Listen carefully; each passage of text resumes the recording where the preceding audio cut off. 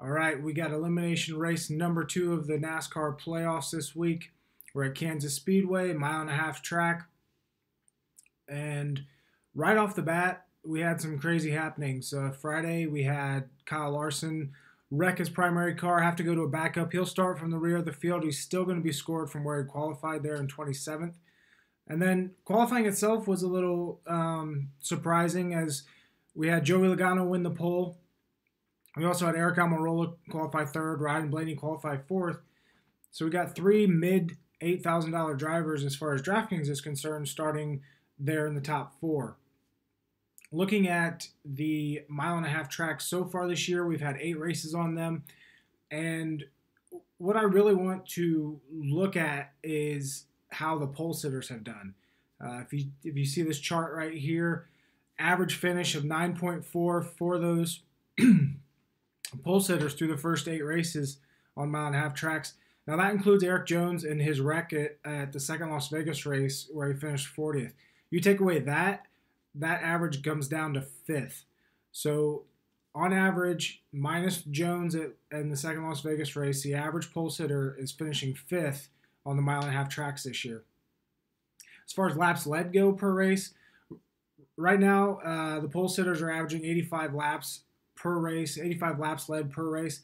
But looking back at this chart, this number is kind of heavily skewed by Kyle Busch's dominance at Charlotte and Truex's dominance at Kentucky. Kyle Busch led 377 laps there at Charlotte, while Truex led 174 at Kentucky. You got Kyle Busch there, who won the pole at Atlanta, only led 9 laps. Ryan Blaney won the pole in the first Vegas race, led 1 lap. Kurt Busch at Texas led 40 laps.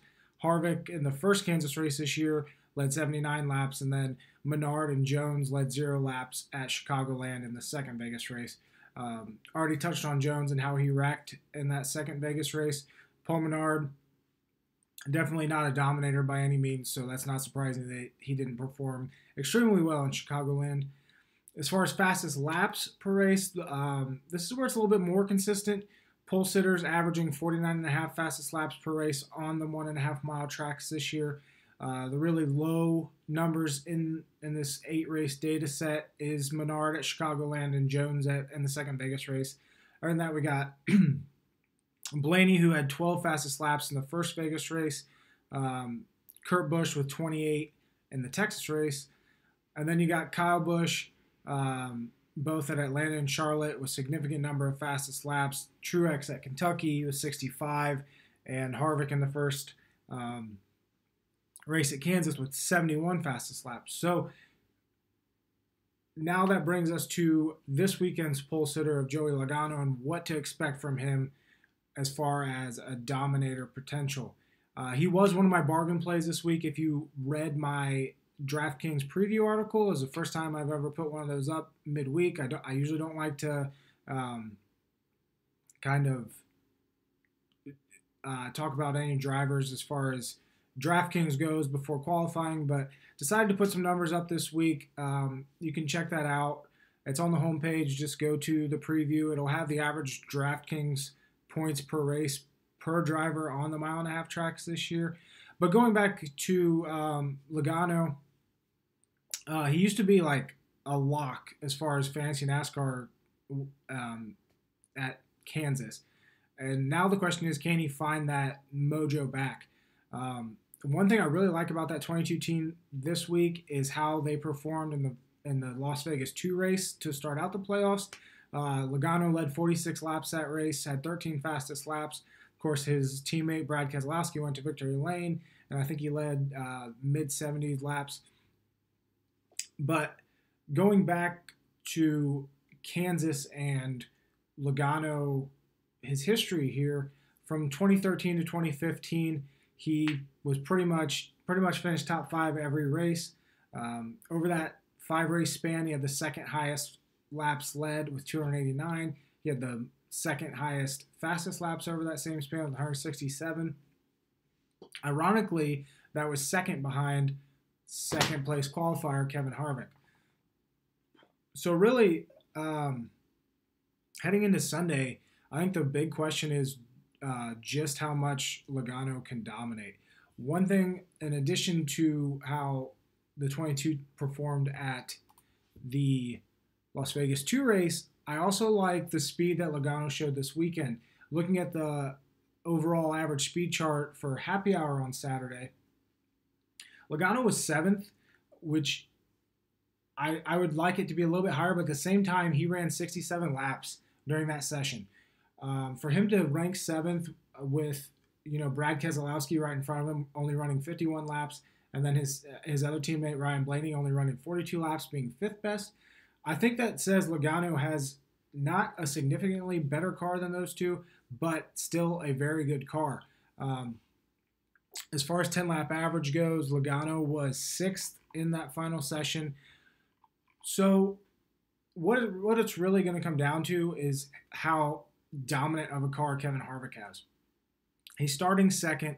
He's had the most fastest laps here per race at Kansas over the last 10 races at 39 per race, and he's also led the most laps at Kansas over that same span at 59 a race.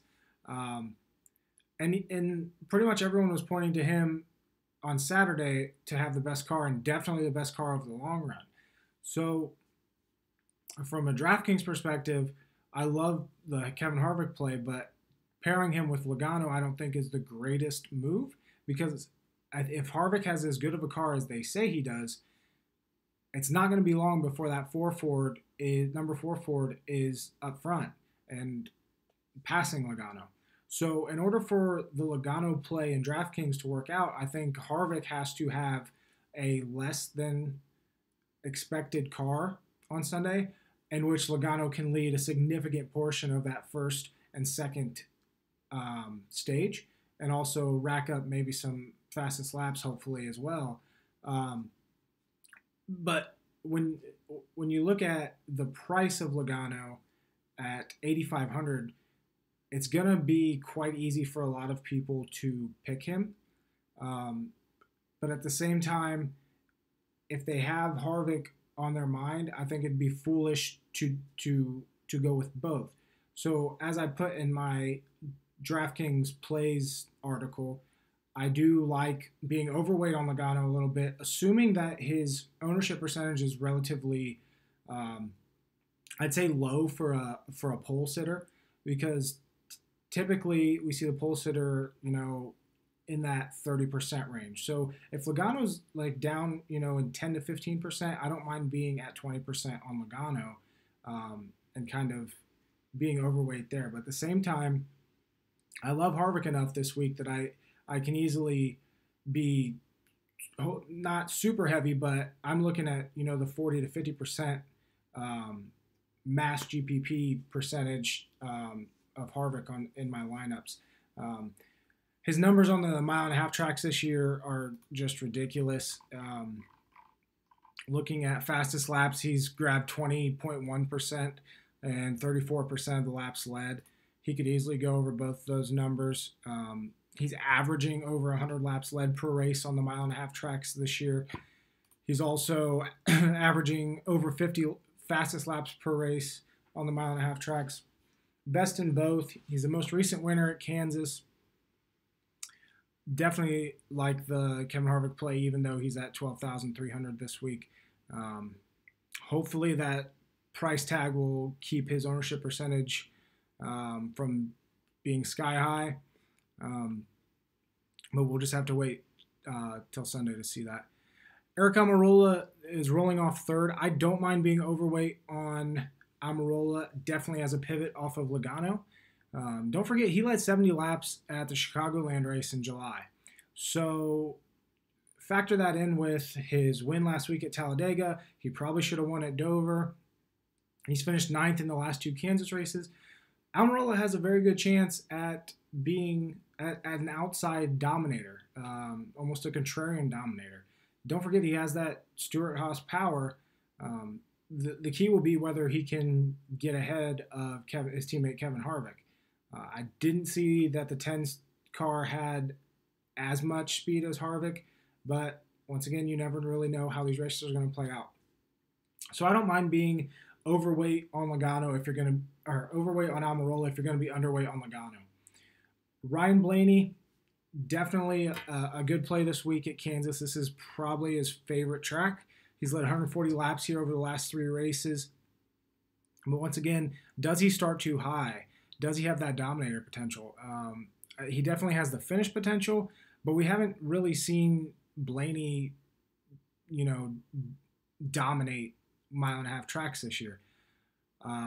Finish-wise, he's been good. In 4 of the 8, he's finished in the top 5. And as far as Kansas goes, he's finished 7th or better in 4 of his last 6 starts here. But qualifying 4th, it's just hard to really peg him as a great play for Sunday's race. Definitely like having some exposure to Blaney. Probably not, a significant amount, maybe 10%. I have to see how it all shakes out. Especially when you have Kurt Busch there in that price range, but we'll get to that later. Brad Keselowski starts 5th. Does he have the car to win? Probably not, but I thought the same thing at the second Las Vegas race, and we all know what happened there. Paul Wolfe is one of the best strategic players on the top of the pit boxes. If he can get Keselowski out front, does Keselowski have the car to not get passed? Probably on the short run, probably not on the long run. With that being said, looking at his overall average speed, Keselowski was 6th best in that happy hour session. So, there's potential there. Like, it's hard to say he has the best car, but you never really know. If Harvick has a bad pit stop and he's way back in traffic, and Logano just doesn't have as good of a car as I think he does, and Keselowski has the better car. Could definitely see Keselowski leading some laps. My main concern with Keselowski, though, is his price point, with $10,500. You're probably not gonna be able to take Harvick with him and still have a great lineup. And also over the last 4 Kansas races, Keselowski has just 40 total fastest laps and just 19 total laps led. So starting 5th, super high priced, minimal dominator potential. I'm not really liking the Keselowski play this week. I think there's more value elsewhere. So I'm going to keep my exposure to him to a relative minimum. Eric Jones qualified 6th for Sunday. Another guy I do not like. He typically looks good in practice, so the fact that the 20 Toyota had the 5th best 10-lap average, 2nd in overall speed, and Jones was 2nd in overall average speed, I'm still not buying it. We haven't really seen Eric dominate a 1.5 mile track since Texas earlier this year, and that was kind of a out of the left field dominating, if you want to call it that. I think he led like 40 laps. Still ended up I think he ended up in the top lineup that week just because of his place differential as well. But this week, qualifying 6th, priced at $9,300, limited place differential potential, and yeah, it looks like he has speed, but at the same time, he only ran 36 laps in that second practice. So you have to take that into account when looking at the overall average speed. I won't have much, if any, of Jones. Right now, I'm leaning toward fading him entirely, even though, as I always say, he's won me a bunch of money this year. I don't think he will this week, so I'm not going to be too heavy on Eric Jones. Kyle Busch, on the other hand, yeah, I think he has a very good car. He's priced at $11,800, and he has decent place differential potential starting in 7th. He led 112 laps in this race last season, and he's the top finisher on 1.5 mile tracks this season. Just looking at the overall average finish here on this track type, in the 8 races, Kyle Busch has an average finish of 4.1.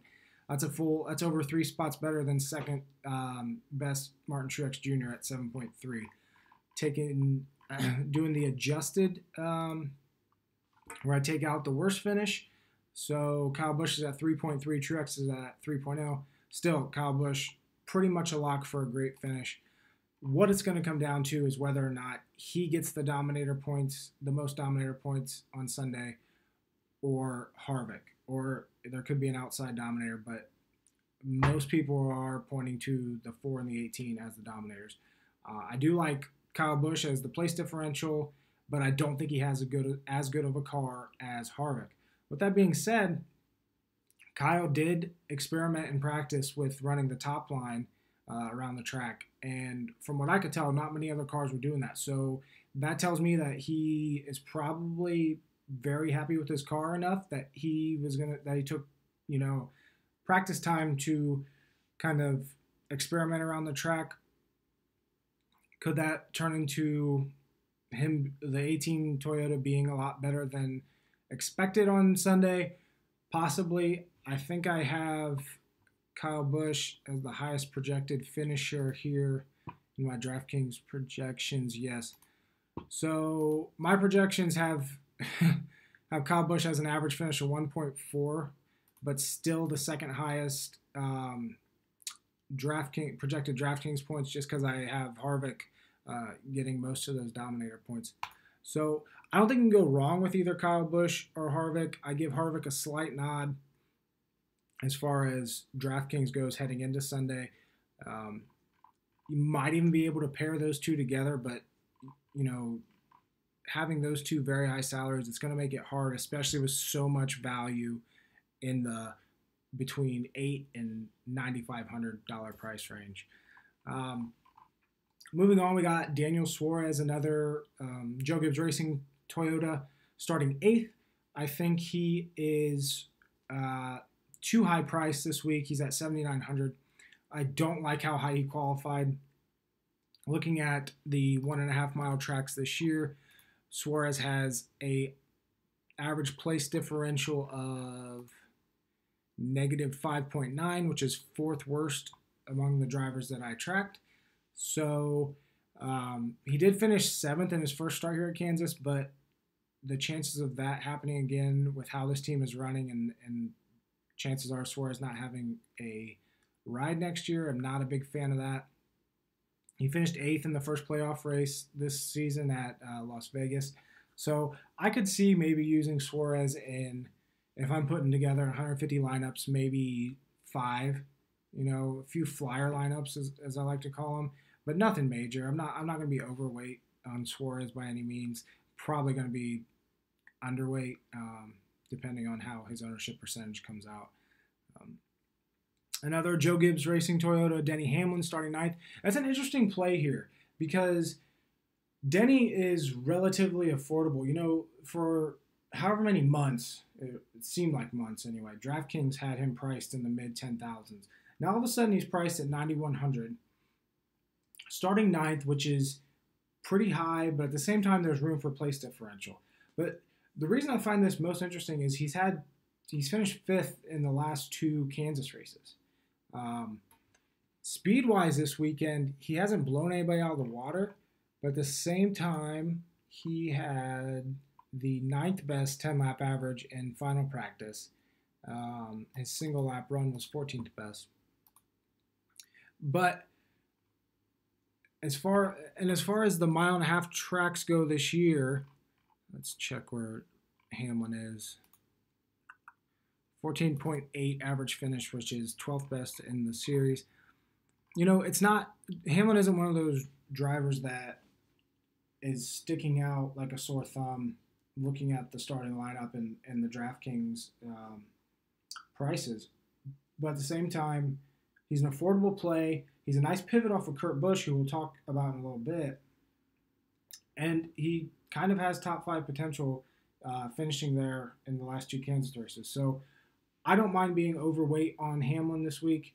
I don't think he's like a great play. I'm not going to sit here and say, he's definitely a play, but I like being overweight on him. Let's see how it all turns out on Sunday. Alex Bowman rounds out the top 10 this week. He's similar to Daniel Suarez. He costs too much and he starts too high, but 2 spots lower than Suarez, $300 less in salary. So I like having, if I have, as I mentioned before, maybe having 5 lineups with Suarez, maybe do 10 with Bowman, just to kind of cover my bases there. Bowman did finish 7th in this race last year, but he also started 5th.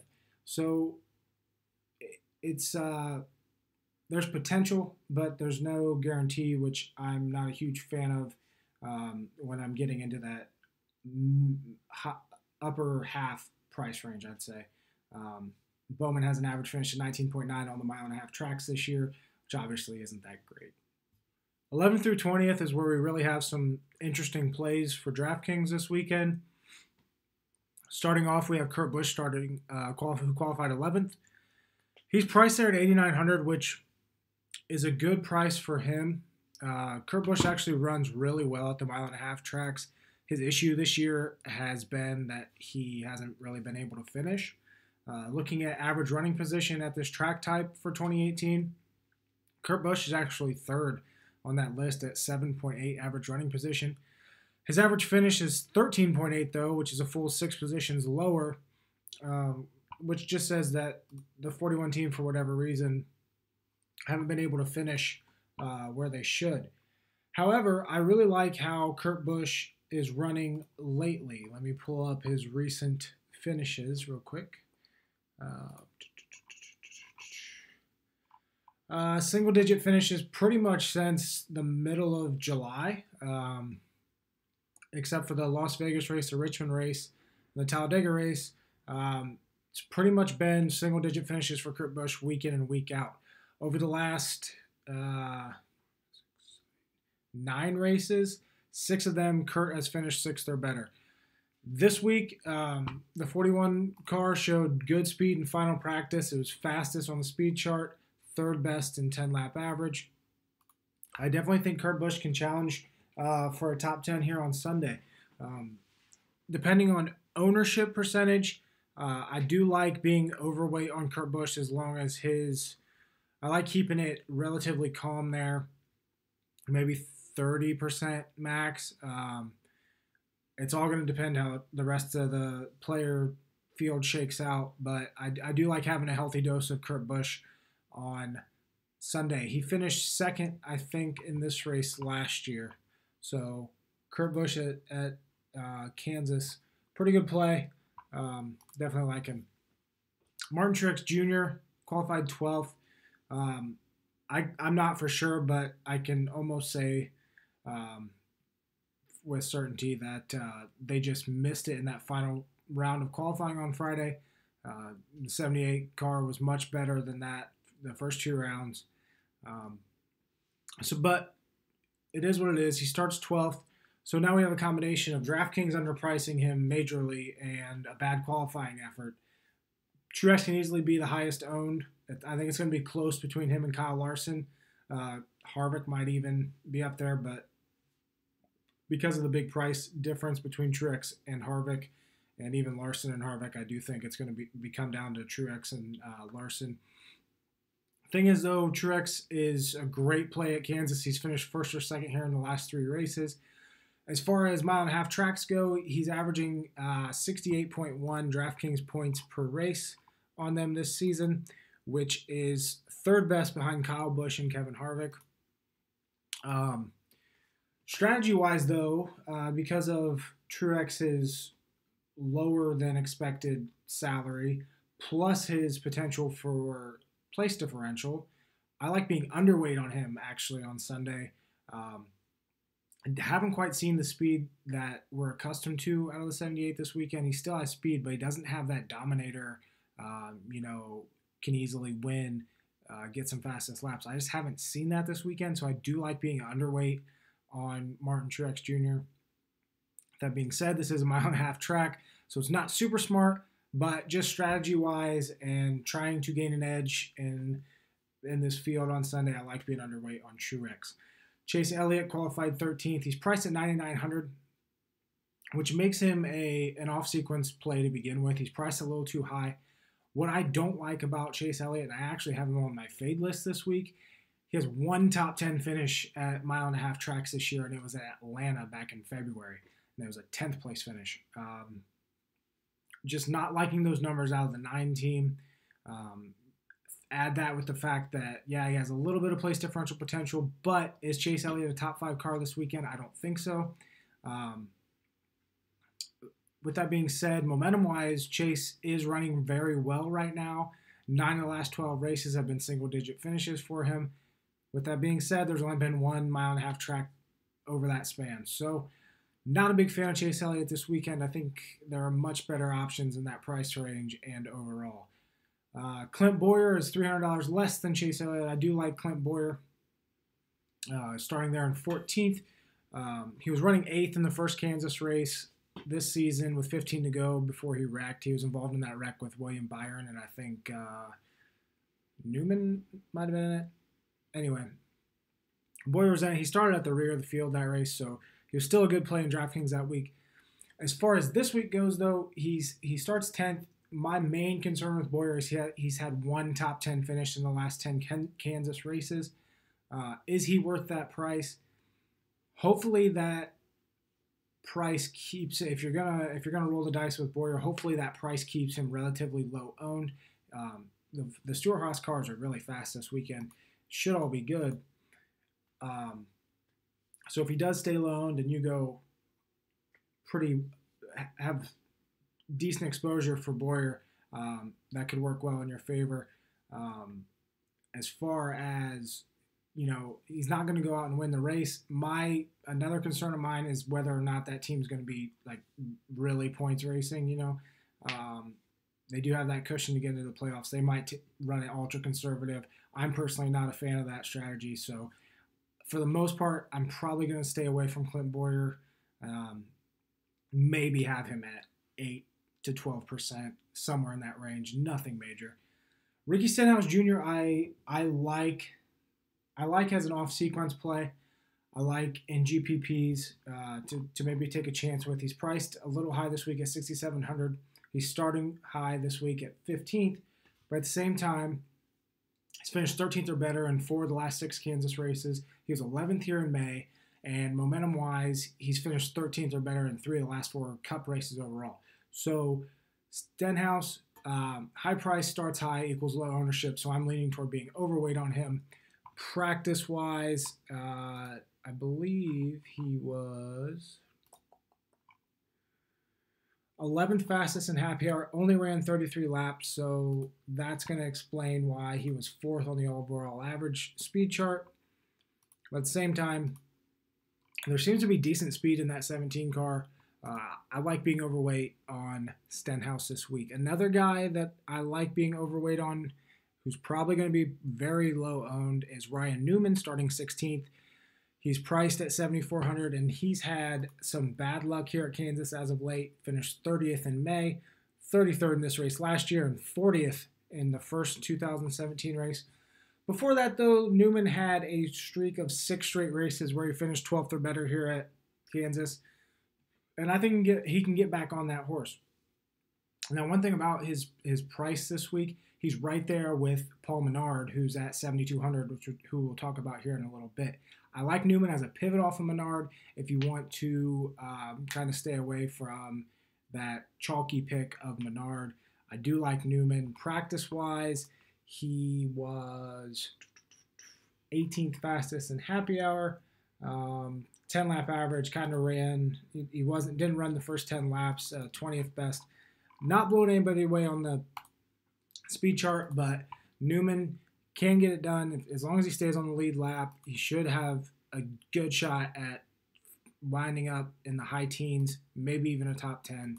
You never know. I do like being overweight on Newman. William Byron starts 17th. I'll give you a stat here. Guess who has the lowest DraftKings points per race on mile-and-a-half tracks this year? We're talking about him, William Byron. A big part of that is because he qualifies so high and disappoints so often.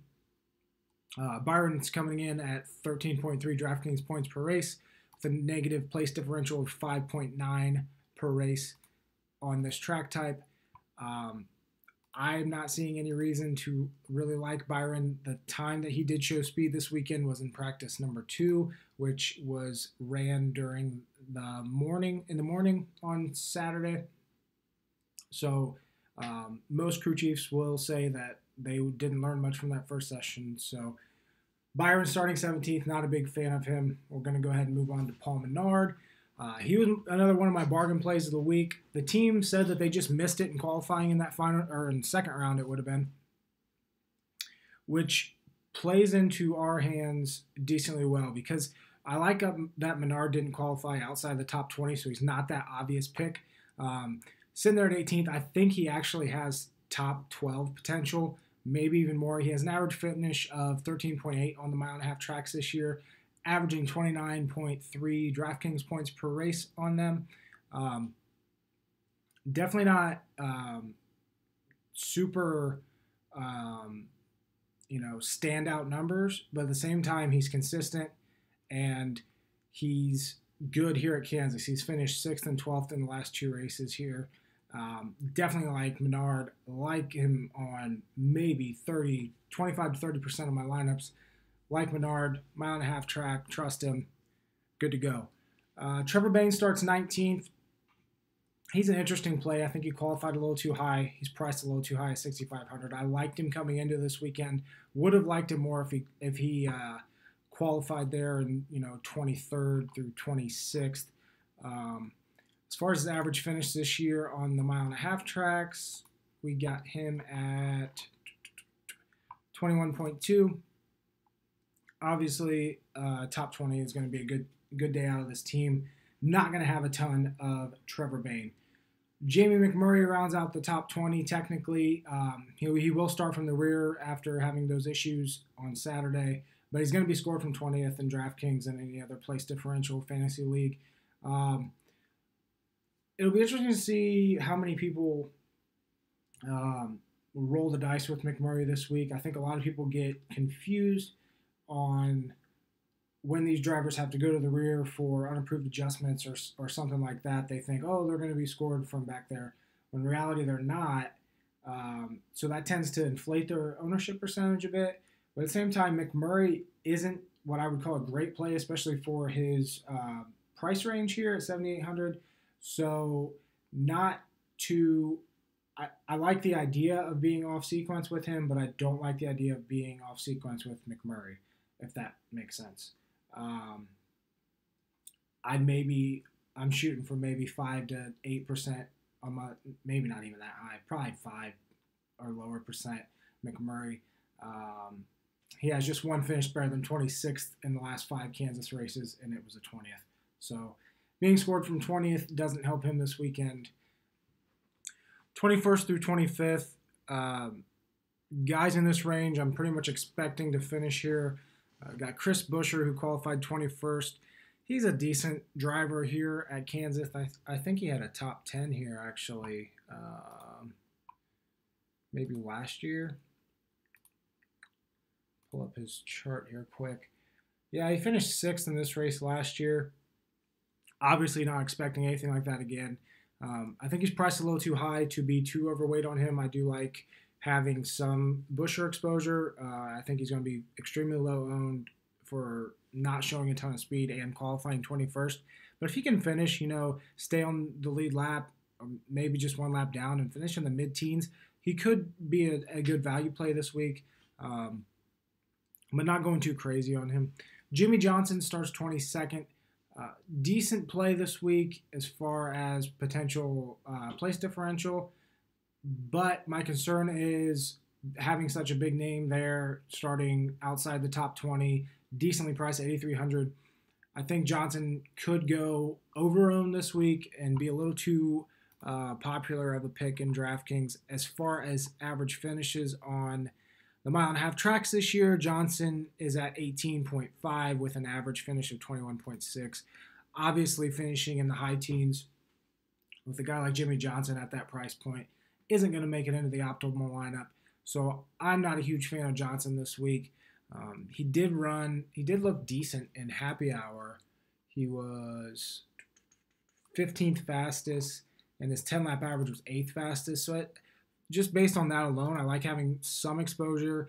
Maybe, looking in that price range, if you want to pivot off of an Almirola or a Blaney or even Logano, I wouldn't recommend it too much. But Johnson is definitely worth, some exposure, nothing major. Austin Dillon qualified 23rd. Not a big fan of him this week. Hasn't shown me a lot. As far as average finish on this track type this year, he's at 21.8. Just nothing makes me say Austin Dillon needs to be in your lineup this weekend. As far as his speed and happy hour, Austin was 19th on the chart, 22nd in 10-lap average.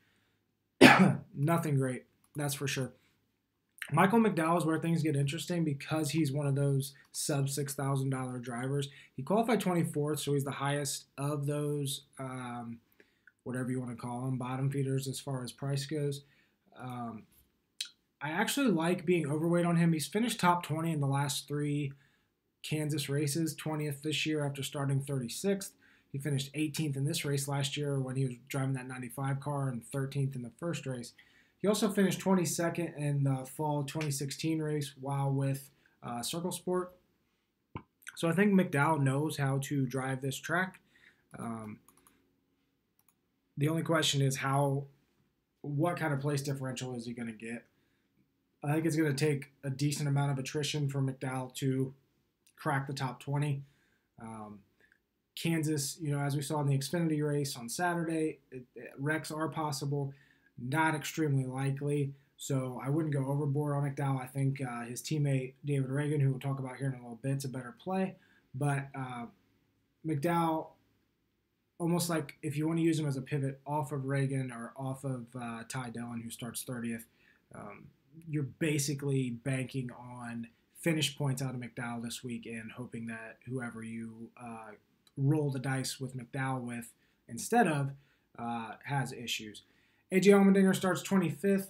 I don't hate playing AJ Allmendinger. He's not bad at mile-and-a-half tracks this year. His average finish is 23.8. But he's one of those guys that he runs really well at Kansas. He actually has a couple of top 10s here back in 2016. Finished 16th earlier this year.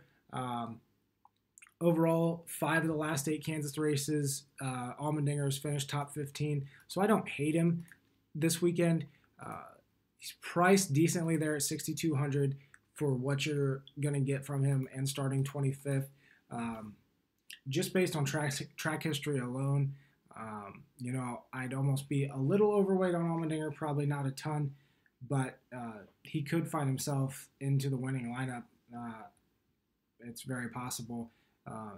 As I said before, his teammate Chris Buescher has run well here and has run well at the mile-and-a-half tracks this year. So Allmendinger's on the table, I think, for Sunday. Regan Smith starts 26th. I won't be having much of him. Just not seeing the speed out of that 95 car this weekend. But to be totally truthful with you, I haven't paid a ton of attention to Smith. He was 23rd fastest in happy hour. Now that DraftKings has him priced in that mid $6,000 range, just don't see him fitting into lineups very well. So that's the main reason why I won't be very heavy on him this weekend. I just don't see it working out. Kyle Larson's an interesting play this week. He's officially starting from the 27th starting spot. His track history here at Kansas is actually pretty good. He had to start in the back earlier this year and still managed to lead the most laps in that race. He ended up finishing 4th, led 101 laps.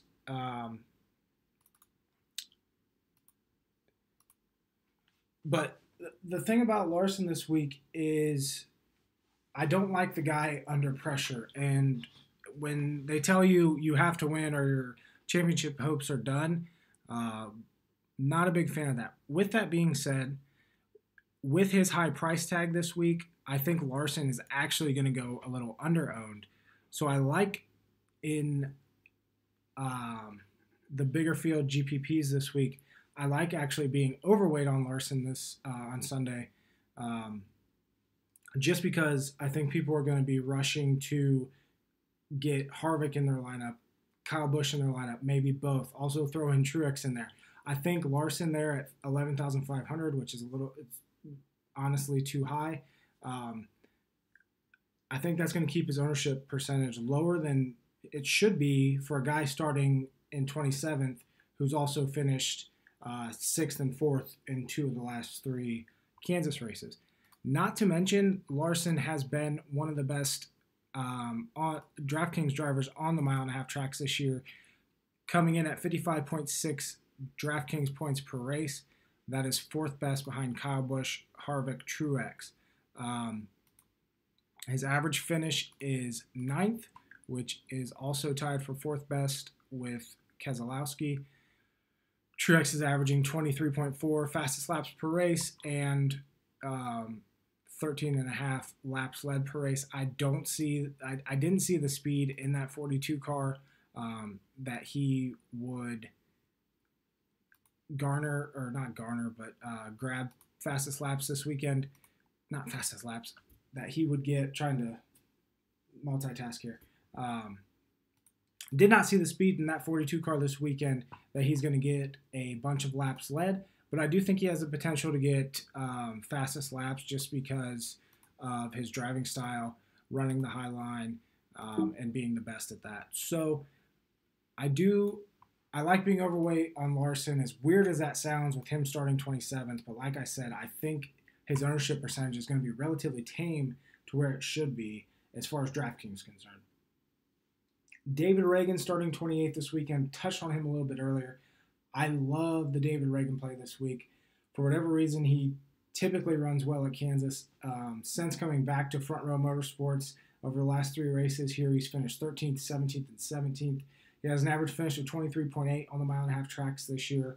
So just going off of that, if he can finish 20th here on Sunday, get that +8 place differential, Ragan is a great value there at 5,700. I'm going to be very overweight on him on Sunday. I can guarantee that. Bubba Wallace is another good play in this price range. I think they have him a little too low priced. So my concern is that he's going to be very highly owned. So the strategy brain in me wants to says I need to be under-owned on him, especially with how that 43 car is wrecking and having issues pretty much on a weekly basis right now.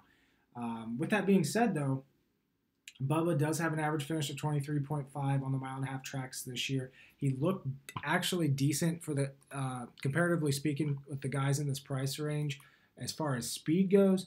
Bubba was 25th fastest there in happy hour. He also had the 24th best 10-lap average, so he looks to have some speed in that car this weekend. Finished 23rd at Kansas earlier this year, but he did start 21st. He rolls off the grid 29th on Sunday. I like Bubba Wallace. I just think he's going to be too high owned, so from a strategy perspective, I like being underweight on him. But overall, just straight shooting, Bubba is a good play this week, especially at that $5,500 price tag. Ty Dillon's rounding out the top 30. He finished 14th and 16th in the 2 Kansas races last year, but you also have to consider how much better the 13 team and car was last year compared to this year. He wrecked in the race earlier this year at Kansas, finishing 38th. He has an average finish of 26.6 on these mile-and-a-half tracks this year, which is the 3rd worst of all drivers I track. This car really hasn't been good since Indianapolis, if we're talking momentum. He's priced a little too high at $5,900.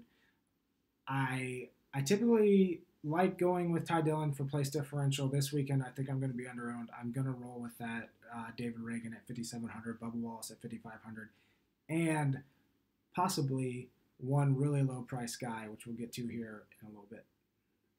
There are no real surprises. Starting 31st or worse for Sunday. We got Matt DiBenedetto qualifying the highest there. He's also priced the highest of these bottom feeders. Priced at $5,400, starts 31st.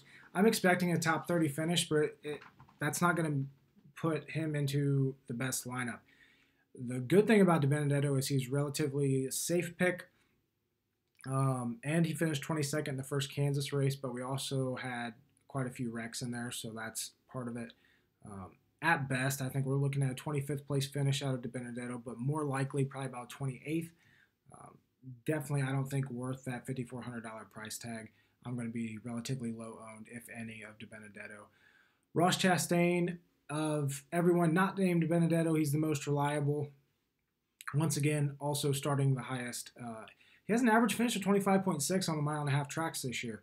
So I don't hate having a healthy amount of Ross Chastain. I don't think I'll be going as high on him as I have in other races. I was very high on him in, I think, at the Roval and the Kentucky race this year.